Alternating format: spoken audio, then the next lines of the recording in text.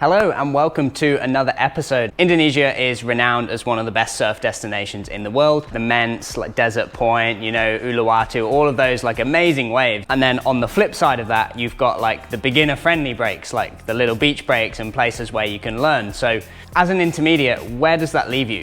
And that's what we're going to explore in today's video. So before we dive into some of the best intermediate surf spots, let's recap what an intermediate actually is. For me, an intermediate is somebody who can rock up at a break that they're familiar with, paddle out, trim, catch waves on their own, trim left and right at the point where they're starting to try and do turns. So whether that be doing cutbacks, doing floaters, doing end section re-entries. Once you can do those turns and you've got those down, the next level up from that would be advanced surfer, where you're doing those turns really well. As well, as an intermediate, you're in a tricky place because you're moving from those like beach breaks where the lineup is very forgiving, it's very mellow and like welcoming. But as you start to enter like more established lineups, like many of these reef breaks and more premier breaks in Indonesia, those spots come with a hierarchy and, you know, it's quite tricky to navigate. You're kind of walking that line between progressing from like the beach break where you feel really comfortable to getting into that reef break and that point break for the first time. What kind of waves are you actually looking for as an intermediate? I guess at the lower end, you're looking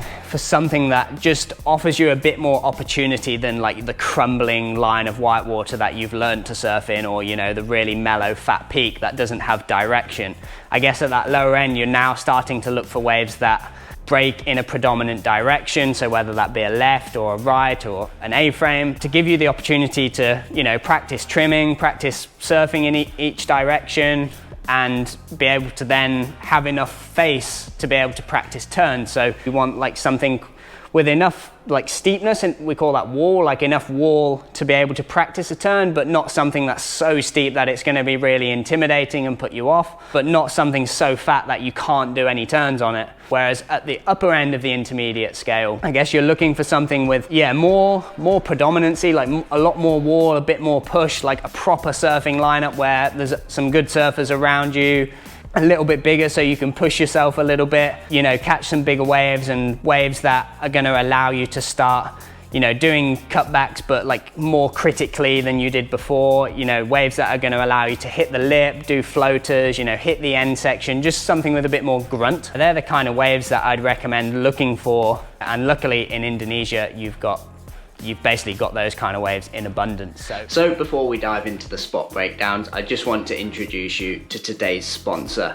Now, Empire Digest is a group of super successful entrepreneurs that help you make money online. They do this by giving you all the strategies and insights you need to start location independent businesses so you can earn income and travel the world whilst you do it. So if this sounds like you, I'll leave the link down in the description where you can check it out. Thanks Empire Digest for sponsoring today's episode. For now, let's crack on with the video.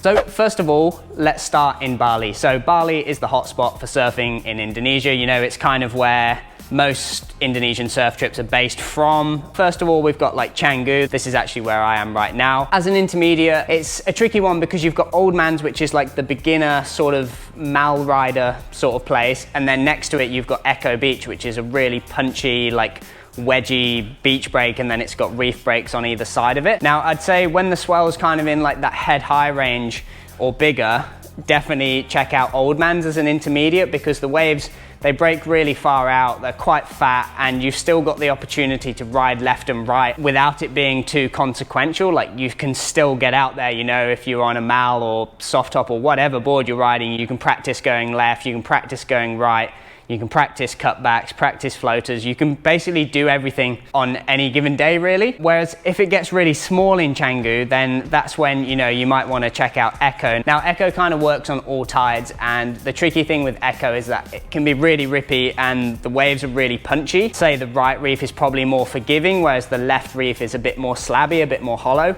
And then the beach break can also be the same as well. So on smaller days, it's definitely okay for intermediates, but it's going to be a bit more of a challenge compared to Old Man's. Be a steep learning curve, literally, if you're, you know, going from one of those spots to the other. Elsewhere in Bali, you've then got like the Bukit Peninsula. So while I said at the start, the Bukit is famous for like Uluwatu, Padang, Bingin, all those like amazing reef breaks, which on the right day are like freight training barrels and really shallow, really crowded. It's not really what you want as an intermediate, but on a smaller day, those places kind of transform into more more mellow, like more normal point breaks. Now they are all crowded, and I'd say out of all of them, Uluwatu is probably the best one. So Uluwatu, as an intermediate, I'd recommend surfing it at high tide. This is because there's more water over the reef. At low tide, you've got to walk really far across the dry reef, then get in the water, and the waves are breaking in really shallow water. So there's not as much room for error. Whereas at high tide, you've got a lot more water over the reef, and while if it's small, it will still be shallow, just got a bit more room for error, and it's just a little bit safer.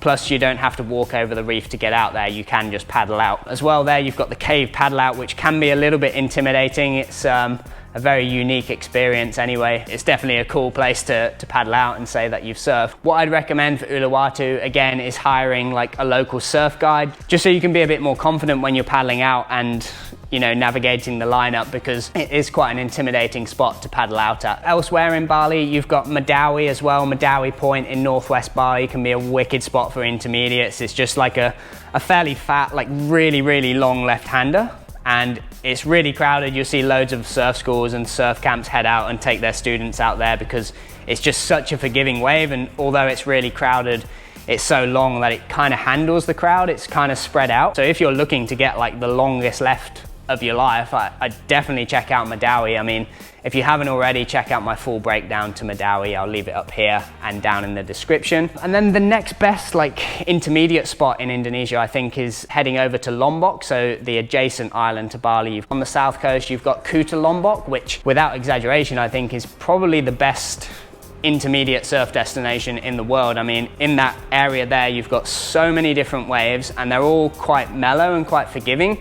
You've got Gerapuk, which is like this large bay, and it's got the outside reef and it's got the inside reef. So the inside is like a pretty mellow A-frame, and then the outside is like another relatively mellow right-hand reef break. So you've got those two options there in the same bay. There's a few other waves as well. You've got Pantai Maui, you've got a few other waves in the vicinity that are all basically custom made for intermediate. As well, you've kind of got really good surf infrastructure in Kuta Lombok as well. There's a lot of different surf schools and camps that can take you out at the best times, best tides. You know, you can get all that local insight, get all your coaching. So yeah, if you're an intermediate who just wants to focus entirely on just getting better at surfing and getting waves, I'd definitely recommend Kuta Lombok. So yeah, I think they're my two picks for intermediate surfers in all of Indonesia. Now, Indonesia is such a big country, and I'm sure there's so many more spots that you could in theory go to. I know definitely in the Mentawais and in Sumatra there are some more intermediate friendly spots, but I think as an intermediate you kind of want a bit more infrastructure around your surfing, and what I mean by that is like you want a nice place to stay, you want like nice surf schools, good camps, good coaching, and those things aren't readily available in the more remote parts of Indo. You know, you could head out to the Mentawais, or you could head out to Lakes or West Sumbawa when it's small. You know, a lot of these waves you can surf as an intermediate and feel comfortable and have a sick time. But once you start going to these more remote places, I guess you lose all the comfort and you're starting to go into more like serious surf exploration territory. So it completely depends on you. You know, if you're an upper end intermediate, it is worth going to some of these places. If you're at the lower end, and by the lower end I mean you're kind of just getting comfortable in riding waves in new spots, you can just about go left and right and you're just starting to do turns, I'd recommend staying to Bali and to Kuta Lombok, just because those places are so well established and so well set up for that kind of beginner intermediate level. As well, if you're, you know, on a trip where you're doing a bit of surfing but you want all the other stuff that comes with travel, like nice places to stay, like nice food, nice restaurants, like other things to see and do, I think Bali and Lombok both have those things, whereas a lot of the more remote places are just about surfing. So yeah, I hope you've enjoyed this video. I hope you found it helpful. Please like and subscribe if you did. For now, it's goodbye from me, and I'll see you in the next episode.